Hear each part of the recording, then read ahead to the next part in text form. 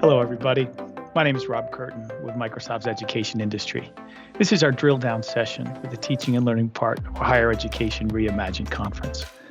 As we see the shift to student-centered learning, we're going to drill into practices in the classroom, strategies for institutions, and how we're supporting facilities to take reimagined experiences, not just through the pandemic, but well beyond. And joining me today to share their story for a shift to student-centered learning, I have Jim Quiros from the University of Massachusetts Amherst, who co-chairs the Flexible Learning Task Force. He is a PhD and Distinguished University Professor from the College of Information and Computer Science and the Associate Chancellor for Partnerships and Innovation. To talk about his classroom experience from the Florida State University, Bill Lindner, the Director of the Campus Reimagined Initiative and Professor of the Reimagine Everything class. And to help us understand the physical infrastructure needed to support faculty and engage students, Sean Brown and Jim Raber. Sean, also from Florida State University, is the Chief Strategist for the Campus Reimagined Initiative.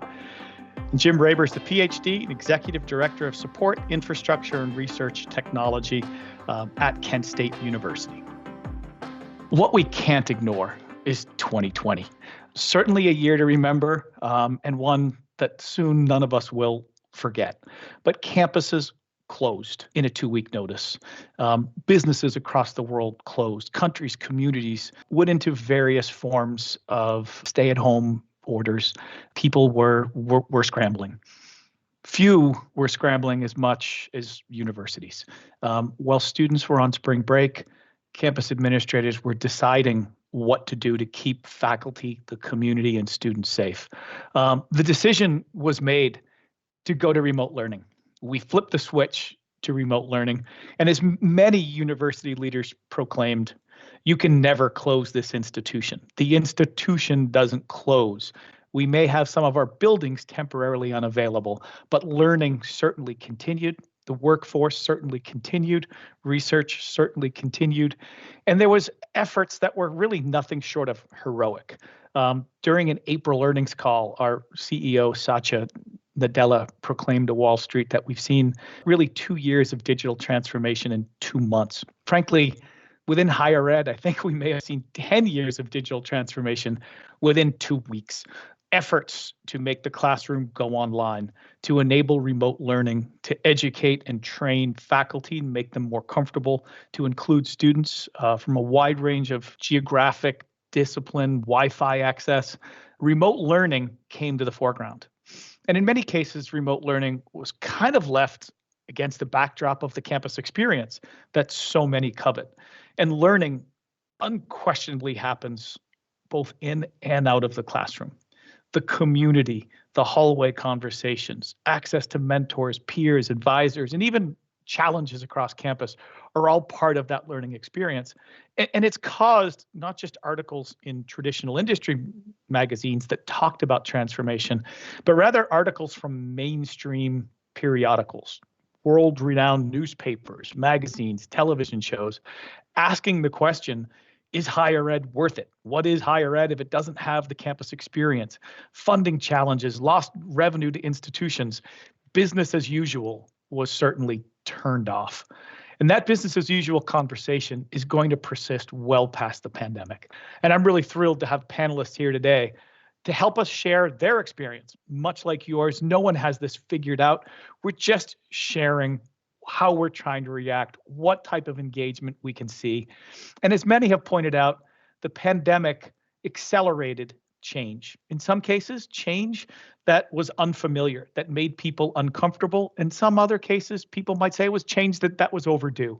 But the hybrid learning model, the expectations that students have are certainly here to stay, whether it's for synchronous and blended asynchronous learning, driving more active engagement. The IM window, for instance, has become a favorite place to share notes and exchange ideas. There's lots of things that we're going to see pull through as we return to class. Leading that is student expectations, and we have proven that we can accommodate them, include them, and meet them wherever they are. And campuses must deliver multimodal, options, interactive and highly engaging options that are agile enough to meet students wherever their circumstances are and are built on a thoughtfully planned infrastructure. Moving forward, people want to trust that the learning infrastructure has the people who should be there are there. And so with that, I can't wait to turn to our first panelist from the University of Massachusetts, Jim Kuros, to talk about their Flexible Learning Task Force. So Jim, welcome. Hey, Rob. It's a pleasure to have you here. And well, I know we're going to talk a lot about the Flexible Learning Task Force. It would be wrong of me to not recognize Gino Sorcinelli, who I first met over a decade ago at UMass doing his cloud course. And I know you also know Gino and his wife, Mary Dean. Yeah. You got to love early adopters and people who do amazing things. Gino's great. He was really one of the first adopters of this rich suite of technologies to reach students who are off campus, especially internationally. And Mary Dean founded our Center for Teaching at the University of Massachusetts, which has been a resource for our community for decades and really had a profound impact on the institution. I was a Lilly Fellow. That's when I first met Mary Dean back in 1992, a Lilly teaching fellow then. Well, they've been responsible for introducing us and frankly, inspiring me back in the cloud course. But I know that innovation at UMass is not limited to just Gino's cloud course, although they used Conference XP before we even had Link and what is now known as Teams. There's actually a pretty proud history of innovation at University of Massachusetts Amherst. You want to share a little bit of your experience and what UMass can and should be proud of? Sure. Well, as you mentioned, the campus, like many campuses, has been innovating in this space for quite some time. I remember back in the 1980s, we had a video instructional program where we would teach on campus, much like the vision with flexible learning that I hope we'll get a chance to talk about. But we'd teach live on campus and it would go out by satellite really across the country.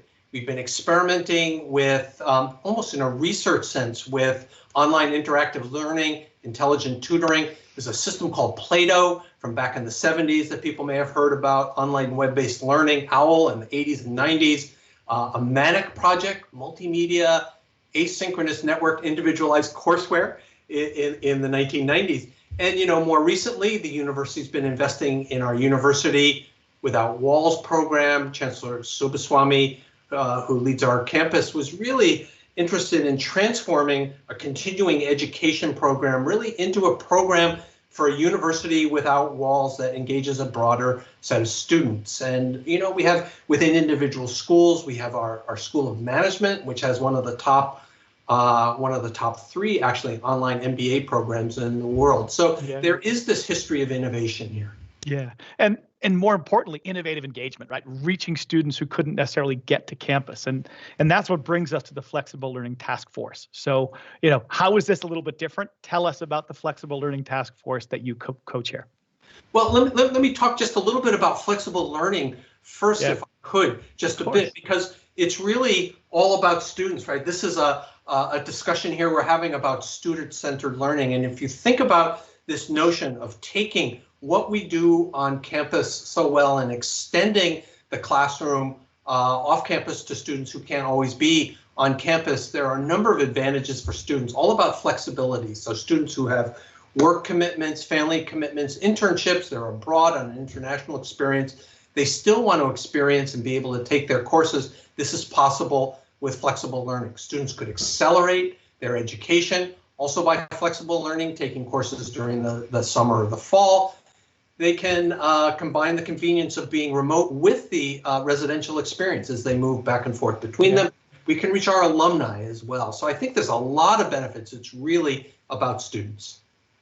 Well, I love that. And I was aware that this was underway really in the fall of 2018 for the first time, right? And so we'd previously mentioned Mary Dean and some work she'd done around what was then called multimodal learning. But COVID happened. I sort of opened with that at the top of this session. 2020 happened. How did that impact the strategy?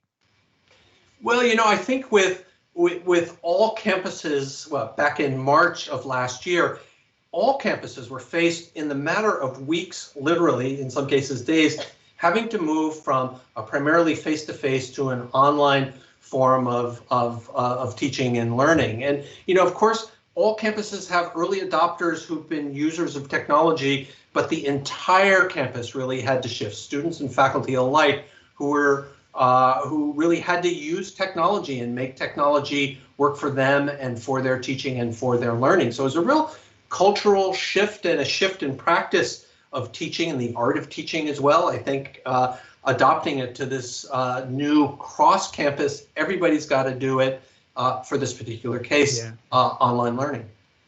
So that's a significant culture and practice change, right? I mean, yeah, so definitely. Having faculty move from unfamiliar to forced familiar is a wonderful opportunity for them to evolve their practice and engage.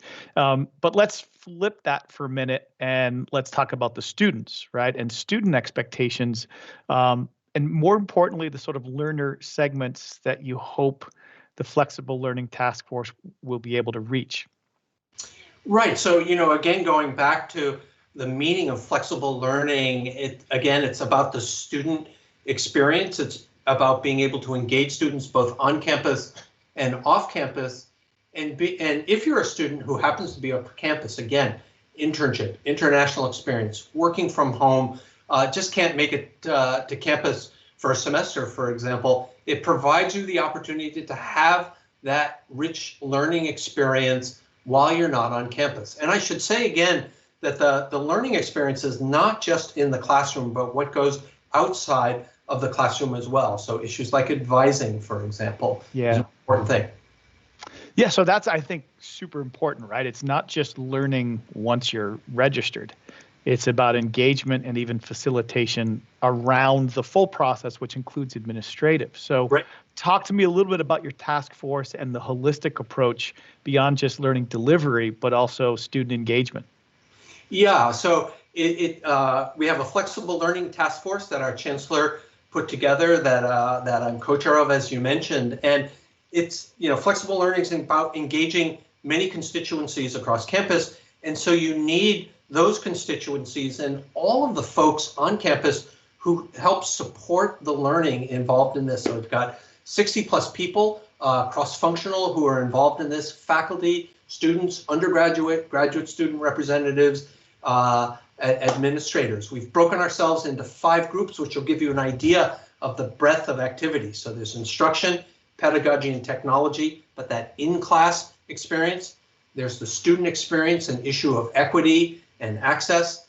There's a subcommittee on workload and support. There's one on finance, and then one on the academic calendar, registration, and facilities. I mean, the whole university, of course, is about teaching and learning. So it's really got to engage the whole university. Yeah, and well, I think it's clear that you focused on the need of the students, right? That the same model for packaging, enrollment, payment is going to be different as students have different needs or at different life stages or are working, but they want to be included in that same element. And I think that type of holistic approach is just good advice for everybody, right? But as we close out here, you are a distinguished professor of computer science, and I work for a technology company. So as my final question, are there particular technologies that have come of age essentially today that allow you to do this? And are there technologies that you're excited about moving forward? Great question. Is it okay if I geek out here just a little bit? I think that's part of the group that we have.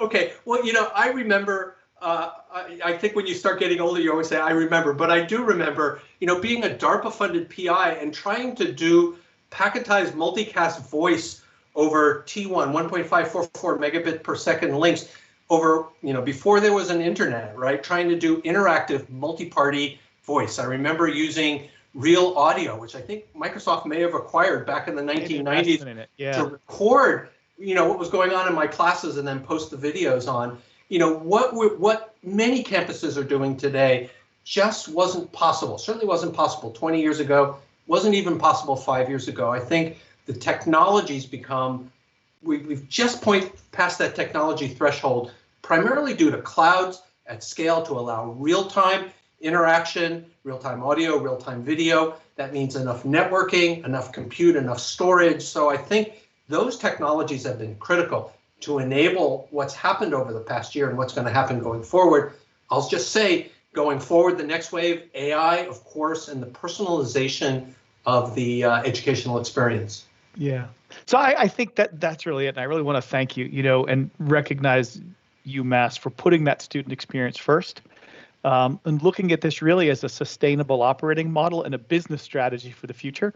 If you want to engage students, there are diverse subsegments of students out there.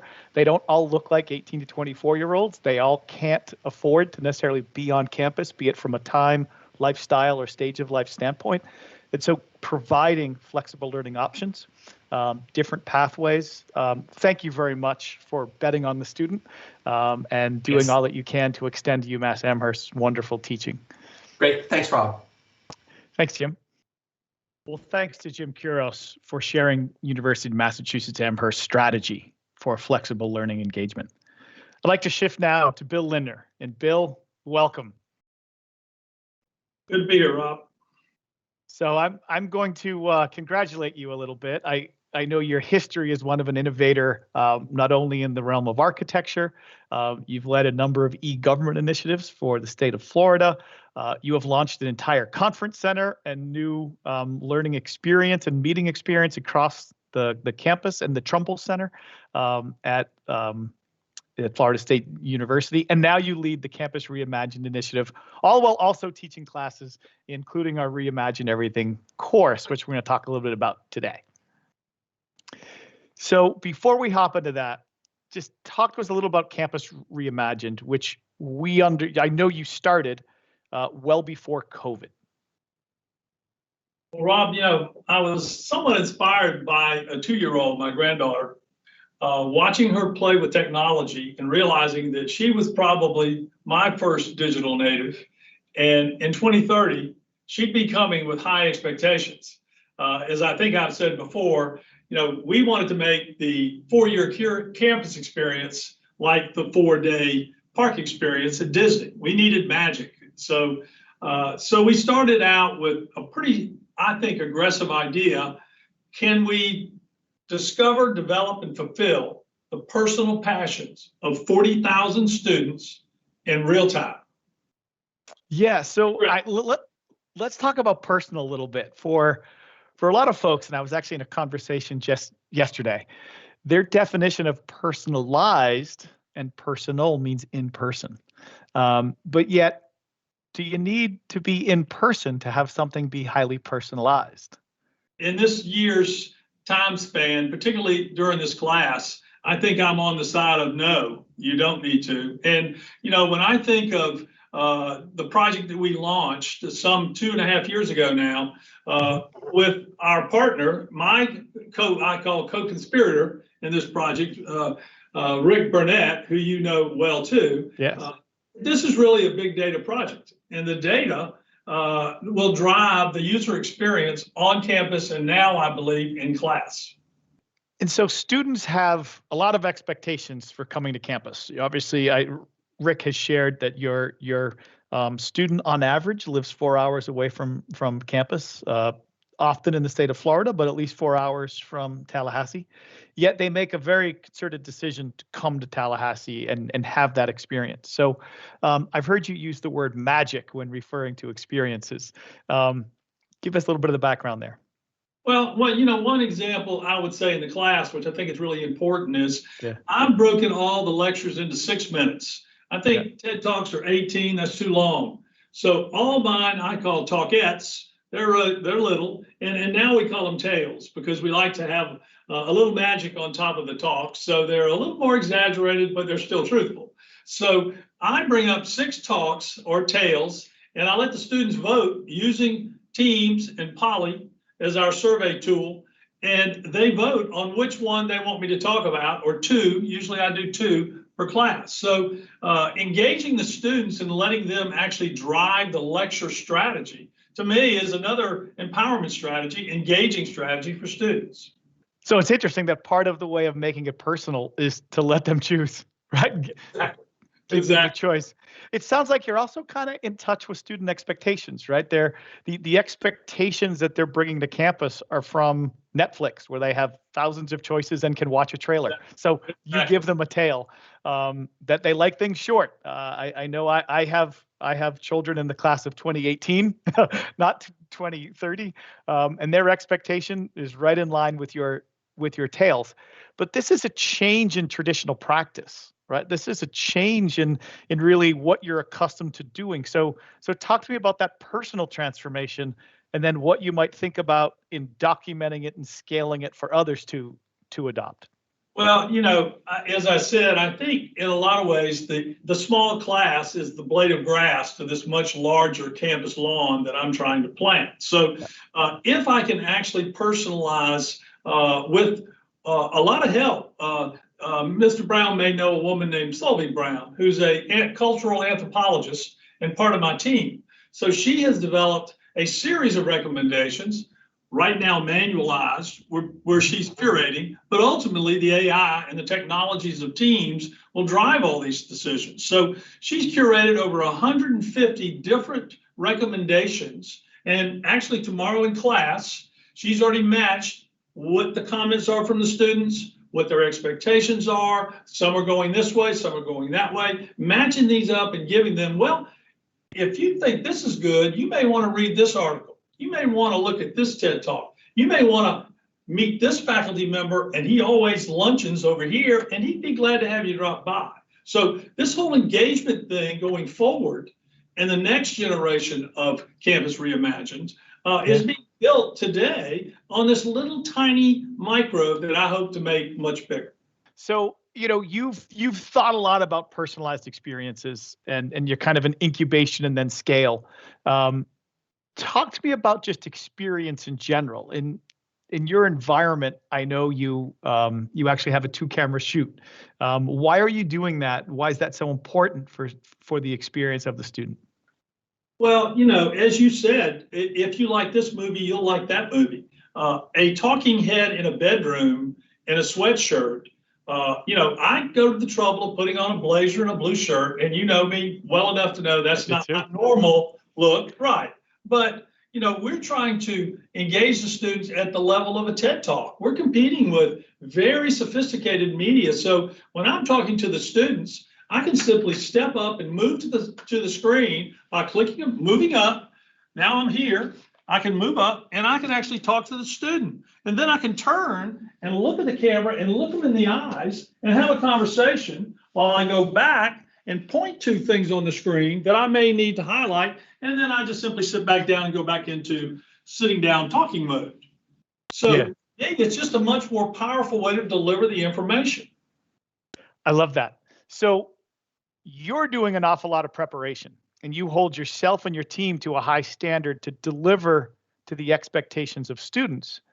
And while you maintain super high academic rigor, and I've had the pleasure of popping into your course to see how tough you are in your students, I'm going to point out something that I found stunning when I did a pop-in your course. And that was that one of your students literally phoned it in. They were joining from their car. They had previously uploaded their PowerPoint. They were well-versed on their topic. And your reaction was extremely positive. So why were you so positive that they could just phone it in while you got all prepared? Well, Rob, I think I've said this before, and I'll say it again, and I said it a decade ago. Anytime, any place we've achieved, and we think that's sort of the standard. We know we can do that. But any path, any pace is the true challenge. And we'll only get there with the data that we can now gather from all sorts of sources and pull them together. So I also had a student that was in a hammock on his backyard, swinging back and forth and using his phone to take the course. That's not a problem with me. They're not me. I'm sort of I'm sort of an interloper in this digital thing. I'm learning about digital. They are digital. So I've got to make some changes in the way we deliver. And I think the combination of the technology we've deployed, the method, the process of procedures, the way we've engaged the students to drive it. In fact, this is a little long, but we even decided this morning, every class has a textbook. Why does every class have one textbook? Why aren't there multiple textbooks that different kids pick from a curated collection of textbooks? And I need to know all of them. And I'll have guest lecturers who talk about their textbook. Yeah, I love it. So, I have to share, like when that person phoned in and I thought, uh-oh, and you went, this is great. We got a mobile classroom. I don't care where you are, right? Literally on the go. That level of inclusion, that level of recognizing that the needs of students are varied today, particularly at a time during a pandemic. That sent a great note to everyone else in that class. I saw firsthand the engagement, the respect that the students had for you based on the respect you had for their diverse life needs as well. So moving forward, you're full of one good idea after another. We are coming near the end of the term. Are there certain things that you are excited about that are going to be put into place this summer and launched next year? Absolutely. You didn't mention, and I didn't care that you did, but I'm also the director of continuing education for Florida State University and have been for 20 years. I'm also run the conference center. But in addition to that, I have taught classes which had both professionals and students at the same time. And a lot of people have done that. It's not a new idea, but in the summer, we will take everything we've accomplished this session and turn it into our procedures manual, a methodology we're trying to develop. We're building out on the next room next to us, the remote teaching studio, which you've been all over the place and shared with me some of the great things going on in this country. But we'll have our own, and then we're going to work through the summer. In the fall, I plan to launch Reimagine Everything as a professional development course, and you get a certificate from Florida State University. And in the spring of next year, a mixed, what I might call hybrid, but a combination of both students for credit and professionals for certificates. And my plan now is to have 6 professionals, 12 students, 2 students per professional, perfect combination of mentoring in real time about a topic that's going to be really important in the post-pandemic world. I love it. Well, thank you for your passion. It's so evident, and evolving the practices and even putting out a certificate program to evolve all of our practice. So, Bill, thank you again, and keep the passion alive. Thanks, Rob. So we've heard from Jim about UMass's business strategy. We've heard from Professor Lindner on his passion for the new pedagogy and practices. I'm now joined by Sean and Jim to, as Jim Kay would say, get a little geeky with it, and dive into the products and the support infrastructure that's needed. So for our audience, Sean and Jim, would you please introduce yourselves? And Sean, why don't we have you go first? Hi, I'm Sean Brown, and I'm the Director of Strategy for Campus Reimagined Initiative. I work for and with Professor Lindner, who you heard from earlier. And I'm Jim Raber. I'm the Executive Director of Support, Infrastructure, and Research Technology for Kent State University. Great, guys. It's great to have you here. And I think, Sean, you are solely responsible for keeping Professor Lindner as alive and keep up with his thoughts, right? He's such a charismatic professor. But you've made an environment for him that is super easy, that scales. But I know the work behind the scenes, particularly as an incubator and setting this up the first time, there is no easy button there. So, just talk to us a little bit about what's behind. And no, I don't want you to tell people, oh, it's super easy, just by teams. That's not what we want to hear, right? Talk to me a little about the people. He mentioned Solvay. So what's kind of behind the delivery of that class? To take a quick step back, Bill talked about Campus Reimagined Initiative as a whole. So Bill, in his portfolio, has dedicated some cross-functional space where we can attract certain faculty with the right stuff who are willing to be a part of our investigation of the instructional, pedagogical, and experiential parts of going to school, taking class. Mm-hmm. And our flagship teacher is Bill himself. And for our College of Entrepreneurship, one of the first in the nation to be a college, he teaches the Reimagine Everything class to entrepreneurs and entrepreneurs at the school. And so what we have at our disposal that's more than your average faculty or class is a pedagogical expert in Dr. Solvay Brown, who happens to be assigned as a teaching assistant to this class, along with the support of our own subset of ITS, of our really fantastic flagship instructional technology support team for all of campus. We have our own liaisons to that just to support the 5 or 6 studios that we have going on at any semester with specific professors. So we have a lot of folks studying the kids and the teaching methods to see what works and what doesn't, and then to try to scale it up. And so, Jim, you're dealing with a slightly different scale than Sean, working with his own studio and a select set of professors. Tell me about sort of the breadth of what you've been doing at Kent State. Yeah, so when we went remote initially, we tried to just get as many people into online delivery as we could. When we hit summer, we wanted to, hit pause and take a look at our physical spaces, because there was a number of faculty that wanted to use those spaces to be able to deliver to a remote audience. So at Kent State University, there are a total of 8 campuses, Kent campus being the largest of the bunch, and the other being regional campuses that are still pretty good size. So we had to outfit all of our instructional spaces to be able to deliver to a remote audience. So we're talking around 750 instructional spaces at the Kent campus, and then 250 across the regionals. That adds up to 1,000. It adds up to 1,000. Yeah. So over 1,000 rooms, and I hear Sean used the term teaching studio. How many modalities are you sort of trying to support?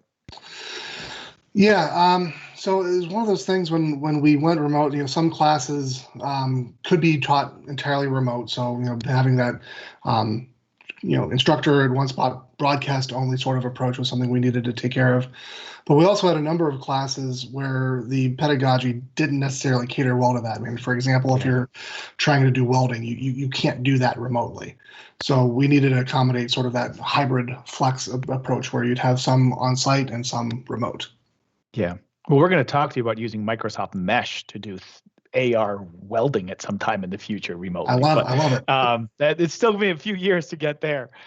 So, Sean, you'd mentioned a couple of the tools that were being used, right? And we had a conversation with Professor Linder about his 2-camera shoot.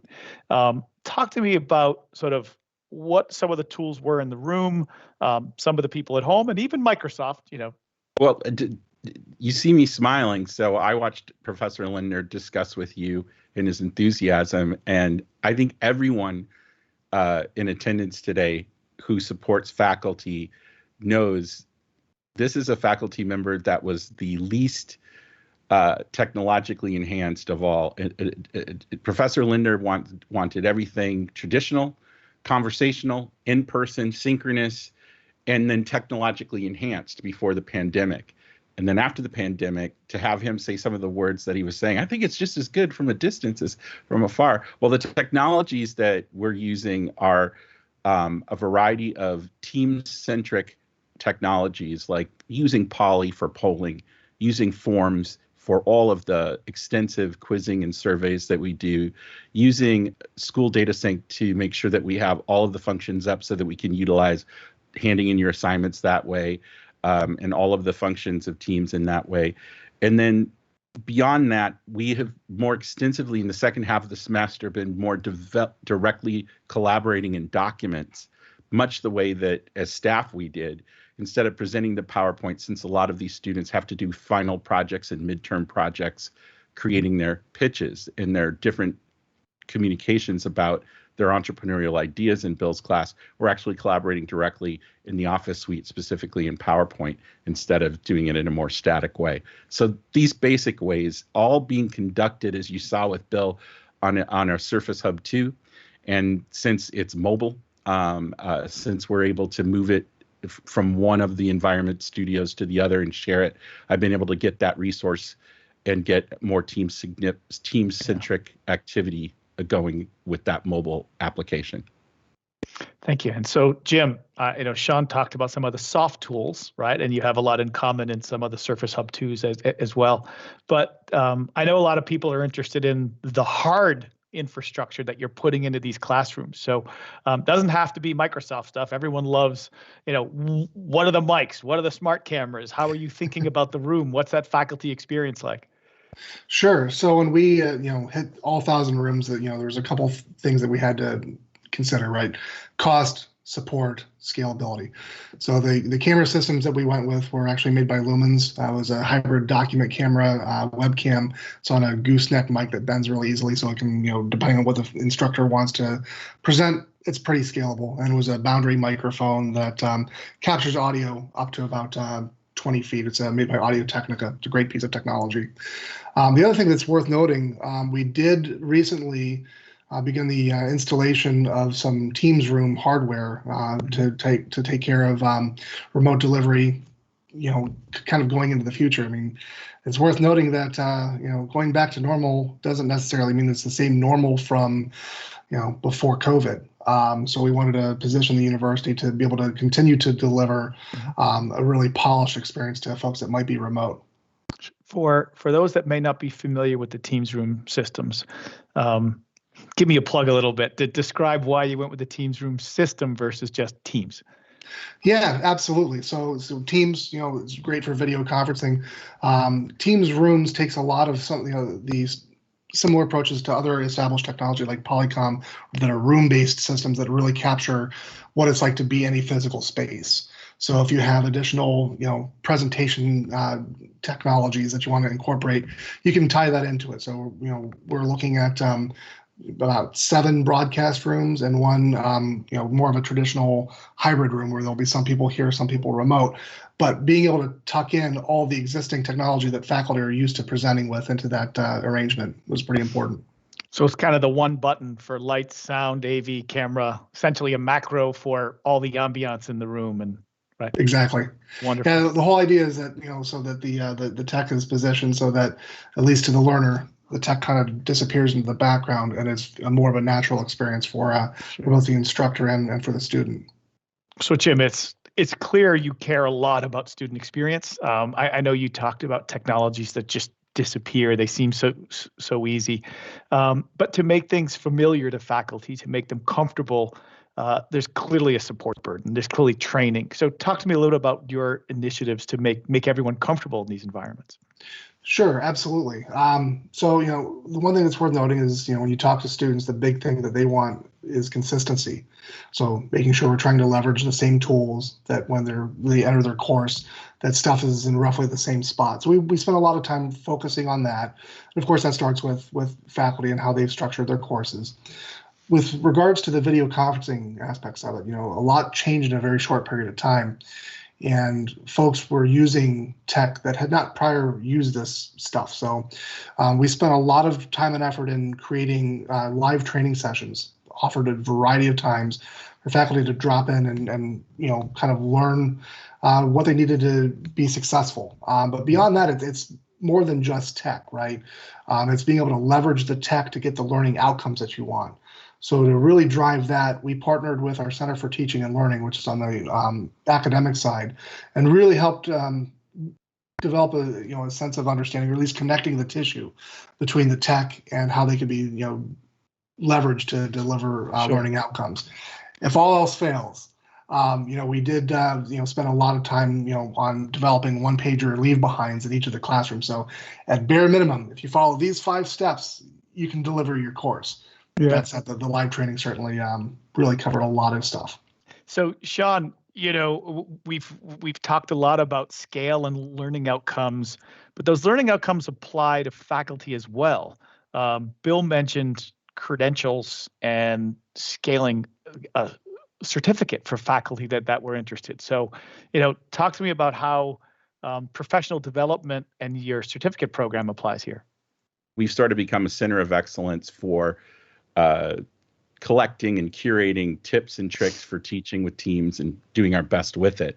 But getting the word out and using the professional certificate opportunity that Bill talked about earlier is going to allow us to give a badge to people who are really becoming superstars at using all of these new technologies post-pandemic and getting across their message in a great way. They want credit for that. They want to show that they took the time to learn. And for some of our private-public partnerships that tend to happen in the School of Business that we work with, in the College of Entrepreneurship, particularly, and an events and leisure services program that we have here at FSU. These 3 programs have opportunities where the leaders at school are becoming leaders out in the community of how to communicate, not only the pedagogy and content and curriculum that they're putting out there. Well, I could talk with you probably for hours, and I'm sure the audience wants to do that as well. And a way for them to do that is actually through the higher ed community that we have within teams that you can join. I know you're both members of that community. So if they wanted to continue the conversation, access leave behinds, talk to just literally a globe full of peers. Last I checked earlier today, we were a little over 1,400 members. Maybe it's changed. But please, there's information here to join the higher ed community via Teams, and we continue that conversation. So on behalf of Microsoft and practitioners everywhere, thank you for all that you do to make students' lives and faculty members' lives just a little bit easier, because it has been a super stressful time, I know, for all of us, but your work has made it a little bit better. So thank you. Thank you. Wow, what a great conversation. Suzanne. Yeah. That was a fantastic session. Really, thank you to all of our panelists. It was so great to have you here. Would love to hear any parting thoughts that you all have. Well, I'd be really happy to offer at least one comment here. It was really great to listen to Sean and Bill and Jim when they were talking about some of the challenges of doing the courses. It was clear to me that the underlying technology, the networking, the computing, and the storage, that's all sort of moved into the background and become invisible. And they're really focusing on the content and how to effectively put content together. I think it's a big change in the last 10 years. Jim, when you said that, it made me think back of many years ago now, many moons, early 90s, when I was like Jim Raber, part of state government in that case, trying to make all this teleconferencing stuff work. And audio was an incredible challenge. Yeah. And I ran the state technology conference, and our first teleconference connection was with Bill Gates. We were in Tallahassee, he was in California, and I tried to broadcast to 11 regional service centers at the same time with audio. Now you're talking about a nightmare. I mean, I was the guy asking Bill questions, and the echo was unbelievable. So your point is well taken. We have come a long way. This is almost seamless. I mean, I walk up to the screen, tap a button, and soon it'll be by motion. It knows where I am, and it knows what to do. The AI is going to take all this away. It walks in a room and it says, "Hi, Bill, would you like me to set it up like you always do it?" I mean, it's just moving so fast. It's so exciting. And thank goodness I don't have someone of that stature on teleconferencing back in the 90s again, because it was horrible. Yeah, it was great to be a part of this great conversation. I believe that all around the country, not only all of us on this call and the things that we shared, but all of us around this country in this part of the profession have experienced our own kind of Dunkirk brought on by the pandemic, where we just grabbed anything that'll stream. And those who were reluctant to those who were excited, we all had to get aboard and get it done. And so to hear James squared, share what they did informs all of us. And also, I was really happy to hear JK, as I call him, mention Plato from Control Data, to know that there's another human being in the world who remembers something that far back. Well, we're all standing on each other's shoulders and building new things. That's wonderful. And Sean, I would just kind of echo what you said. I mean, no one asked for COVID, and it dealt us a whole bunch of lemons. But I have to say, hearing what this panel group was able to get done, we've made some pretty incredible lemonade out of it. I'll just say thank you to everybody, and I guess I welcome all of you to join me. It's good business strategy, it's great teaching practice, and it's what students expect today. So let's just say thanks and give them the old Brady Bunch wave. Awesome. Thank you so much.